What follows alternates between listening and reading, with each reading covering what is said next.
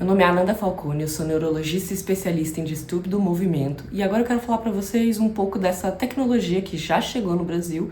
A gente tem agora uma experiência de alguns meses com o ultrassom focado de elevada intensidade, ou em inglês HIFU, de High Focus Ultrasound.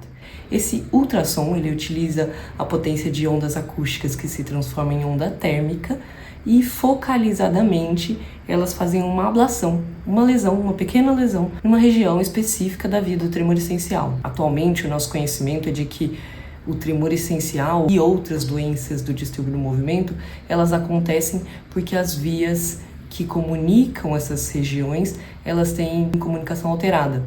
E a gente sabe que cirurgias de lesão pode melhorar a comunicação dessas vias. As cirurgias de lesão, as lesionectomias, elas são datadas de 1950, então a gente tem uma ampla experiência com esse tipo de abordagem, com esse tipo de tratamento para distúrbios do movimento. A liberação do FDA é desde 2016 para lesão unilateral, mas agora, recentemente, desde 2022, já temos a liberação para lesões bilaterais para o tratamento do tremor. Por que isso é importante? Porque cada lado do cérebro comanda um lado do corpo.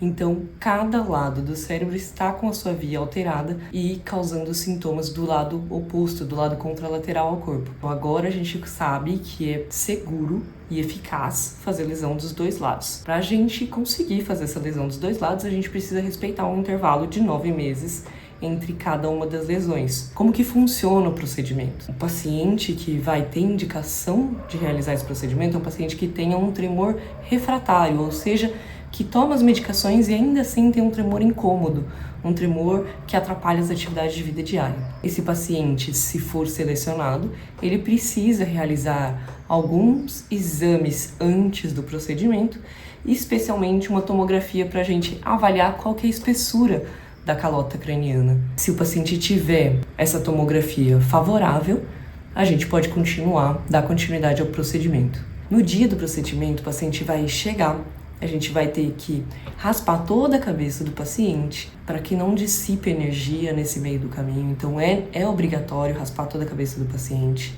Depois, o próximo passo é colocar um halo estereotáxico, que vai ajudar a fixar a cabeça do paciente, que não pode mexer durante o procedimento, porque é um procedimento milimétrico, né?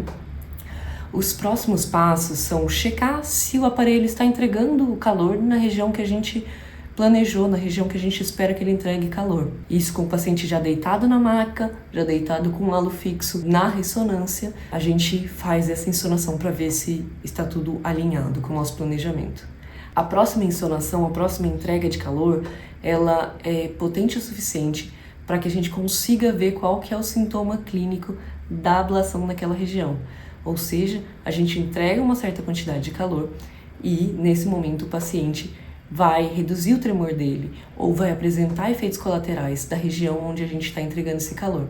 E aí a gente consegue programar exatamente se o ultrassom vai ser realizado no local certo. Estando tudo alinhado e essa verificação do local estando correta, a gente parte para o próximo passo, que é fazer a ablação, que é fazer a lesão definitiva, tá?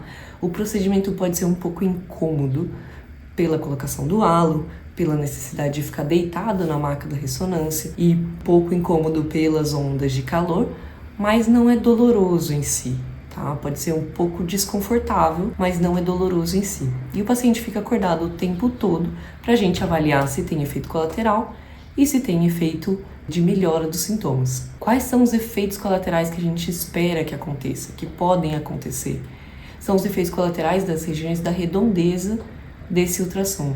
Então o paciente não vai ter alterações de memória, alterações de personalidade, porque não tem vias ao redor do local de lesão. O que pode acontecer é um certo desequilíbrio após o procedimento, formigamentos leves em ponta de dedo, em boca e uma leve perda de força. Em geral, todos esses efeitos colaterais, eles melhoram com o passar do tempo, eles melhoram em até 6 meses. Mas pode haver algum efeito colateral residual. Os efeitos colaterais são muito bem controlados pelo fato de que durante a insonação a gente consegue avaliar a presença ou não dos efeitos colaterais.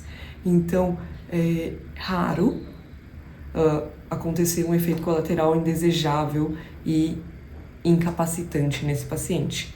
Quais são os dados que a gente tem de melhora clínica? Atualmente, os dados de revisões sistemáticas mostram que a gente tem uma melhora clínica de aproximadamente 70 a 80% persistente no primeiro ano e uma melhora aproximada de 70% nos primeiros 5 anos. O que pode acontecer depois desses 5 anos é que também acontece uma progressão da doença, e aí, conforme a progressão da doença, mais vias são afetadas e o tremor pode voltar um pouco. Mas não é que o ultrassom perdeu efeito. A lesão do ultrassom é definitiva e causa uma disrupção dessas vias que estão com a comunicação entre si alteradas. Então, o efeito daquela lesão é persistente. Se você tiver mais alguma dúvida que eu possa esclarecer, deixa aqui nos comentários e compartilha com quem está em dúvida, está pensando em fazer esse tratamento.